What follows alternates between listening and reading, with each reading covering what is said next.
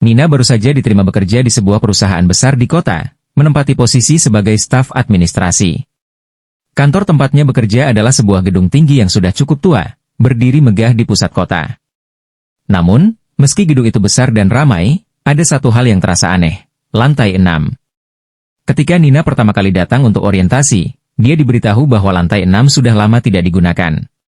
Saat bertanya alasannya, rekan kerja hanya menggeleng pelan, memberi kesan bahwa topi tersebut adalah sesuatu yang tidak boleh dibicarakan. Sudah lama ditutup, kata mereka singkat. Namun, rasa penasaran Nina terusik.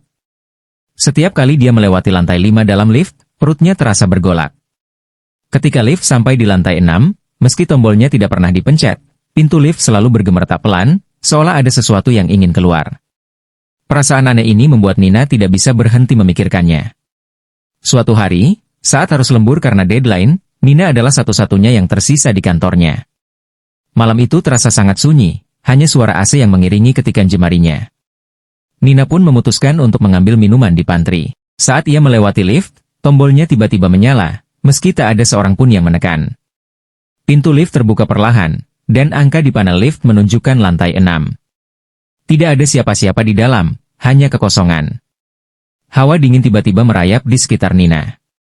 Dengan perasaan ragu, Nina melangkah masuk ke dalam lift. Tiba-tiba, pintu tertutup dan lift bergerak, meskipun ia tidak menekan tombol apapun.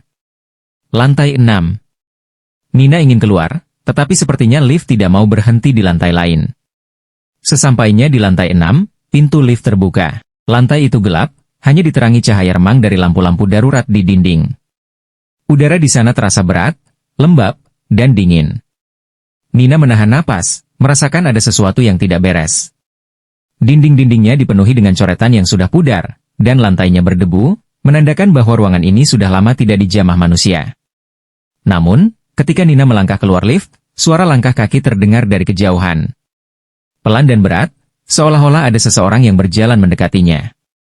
Nina terdiam, keringat dingin mulai mengalir di pelipisnya. Di ujung koridor, bayangan hitam perlahan-lahan muncul, semakin mendekat. Bayangan itu berbentuk seorang pria tinggi dengan punggung bungkuk, wajahnya tertutup oleh rambut panjang yang kusut. Pria itu berjalan tertatih-tatih, namun langkahnya terus mengarah langsung ke Nina. Tak ada suara selain detak jantung Nina yang kian keras. Nina berbalik, berlari kembali ke arah lift, tapi pintunya tak mau terbuka. Ia menekan tombol berulang kali, namun sia-sia. Sementara itu, langkah pria itu semakin dekat. Napasnya terdengar berat, menyeramkan, seolah menahan amarah yang tak terungkap. Dalam kepanikan, Nina berlari menyusuri lorong, mencoba menemukan tangga darurat. Tiba-tiba, ia menemukan sebuah ruangan dengan pintu yang terbuka sedikit. Tanpa berpikir panjang, ia masuk ke dalam dan menutup pintu di belakangnya. Di dalam, ruangan itu penuh dengan berkas-berkas tua dan meja-meja usang, seolah-olah ruangan ini dulu adalah kantor. Namun, sesuatu menarik perhatiannya. Di salah satu meja, ada foto-foto karyawan lama.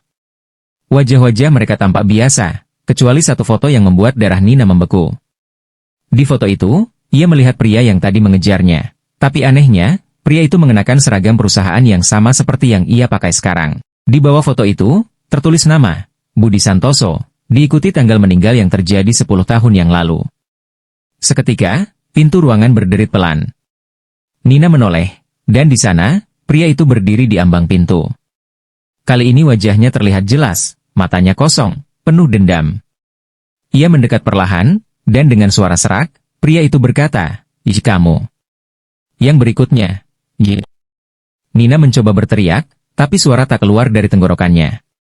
Pria itu semakin dekat, tangan kurusnya terulur ke arah Nina. Dan saat pria itu hampir menyentuhnya, semuanya gelap. Keesokan harinya, para pekerja kantor gempar. Mereka menemukan lift terbuka di lantai 6, namun tidak ada tanda-tanda Nina dimanapun. Hanya selembar foto lama yang tertinggal di lantai, dengan sosok Nina berdiri di antara karyawan-karyawan yang sudah lama meninggal. Dan sejak saat itu, tiap malam, pintu lift ke lantai 6 selalu terbuka. Menunggu korban berikutnya.